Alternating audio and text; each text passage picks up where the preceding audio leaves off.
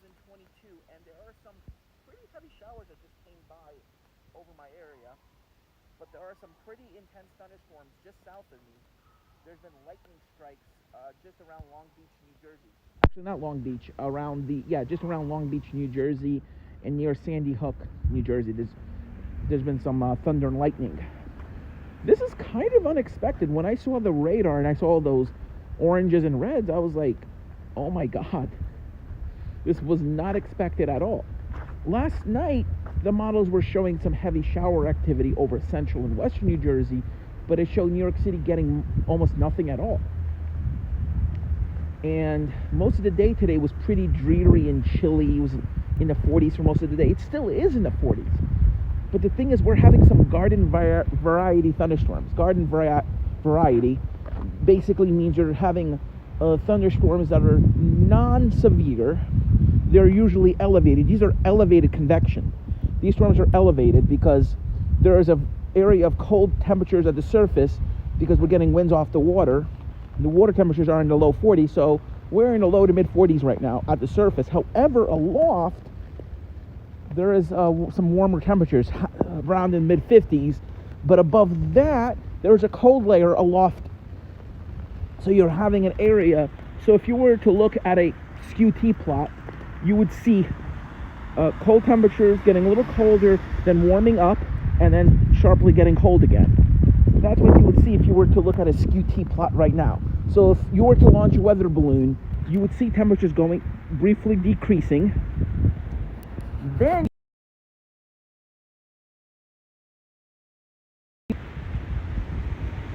so what you would see if you were to look at a SQT plot right now, you would basically see temperatures going down maybe a couple degrees to maybe an altitude of about 500 feet to around where the low clouds are.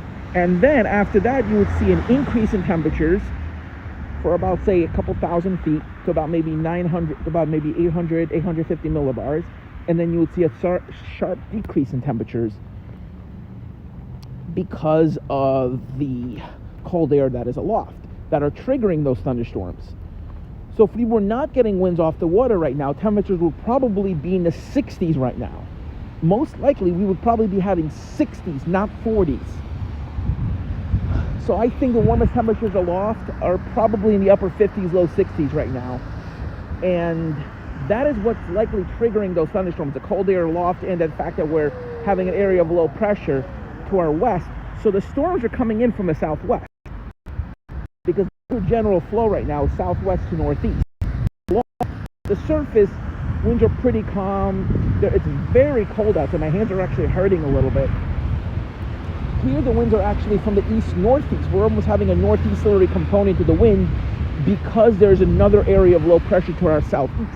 You're having an area of low pressure to the southeast that is keeping us having this onshore flow for the past several days. Well, yesterday we were supposed to have severe weather and we were supposed to have thunderstorms. Those thunderstorms last night stayed off the coast. We didn't see any thunderstorms in New York City itself. There was some in New Jersey. However, we are getting thunderstorms right now. In fact, there's been some lightning strikes in the New York City area just to my south. The heavy rain that we just had didn't look that impressive on radar, like the New York City stuff. There was a couple areas of some orange, but it was very compact. It was very small. But there is an area, just a very solid shield of very heavy rain and thunderstorms coming into the New York City area. Flooding is definitely a possibility, but nothing like what we had from Ida on September 1st. September 1st was one of the worst natural disasters in New York City's history. It actually killed as much people, if not more, than Hurricane Sandy. Everyone who died in New York City died from drowning. A lot of whole families were killed when Hurricane Ida flooded the basements with feet and feet of rainwater because it rained so much that the New York City sewer system, that the New York City that the system that was designated to handle runoff from storms was completely inundated and overwhelmed by all the rain that came down. We shattered the previous record that was set only 10 days prior during Hurricane Henri. So the old record was 1.9 inches in Central Park. We shattered. So Central Park, just 10 days prior, set a new hourly rainfall record of almost 2 inches an hour. 10 days later, another tropical system shattered another record. I mean, it shattered that 1.9 record, which was already a record. That new record was 3.15 inches in an hour. That was the new record. It almost doubled. That's Ida almost doubled the rainfall record. Like, it was over an inch. It was over 1.2 inches more than the previous record. It was exactly 1.25 inches more. So you had an over 50% increase over the previous record. I mean, this is unheard of. This is completely unheard of. You know, to have 3.5 inch, like some areas actually were seeing 3 to 4 inches an hour. Like, it was the first time in my entire life that New York City was under a flash flood emergency. And here's the thing, I think that flash flood emergency was definitely warranted. And I think from now on, they may have to change the flash flood emergency. Something like this would ever happen again, they would have to warn people to get out of their basement apartments. I think a flash flood emergency for New York City needs to include warnings for basement apartments. It says evacuate your basement apartments immediately. That's what it needs to be. When they say low-lying spots, people think ditches, underpasses, being boarded up. You know why they're being boarded up now?